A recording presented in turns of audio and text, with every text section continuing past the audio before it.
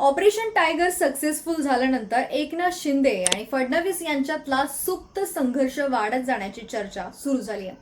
Operation tiger करून दिल्ली दरबारी वजन वाढवण्यामागे एकनाथ शिंदेचं लक्ष म्हणजेच महाराष्ट्राच्या मुख्यमंत्री पदाकडे असल्याची चर्चा आहे. अधिक खासदार आपल्यासोबत आणून केंद्रातलं सरकार अधिक बळकट करून मोदी शहांच्या नजरेमध्ये वजन वाढवण्याचा शिंदेचा प्रयत्न दिसतोय.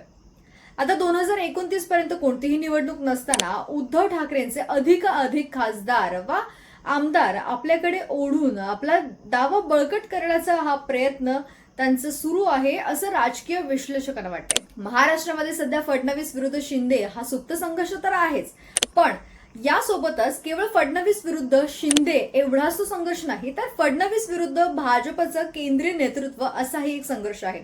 म्हणजे फडणवीस मोठे झालेले भाजपच्या दिल्लीतल्या एका अथवा दोन नेत्यांना नको असेल, कारण ते पुढचे पंतप्रधान पदाचे उमेदवार ठरू शकतात. त्यामुळे त्यांच्या विरुद्ध महाराष्ट्रात एकनाथ शिंदे यांना बळ द्यायचं असंही यातून दिसतंय. बाकी तुम्हाला यावर काय वाटतं हे आम्हाला कमेंट करून नक्की सांगा.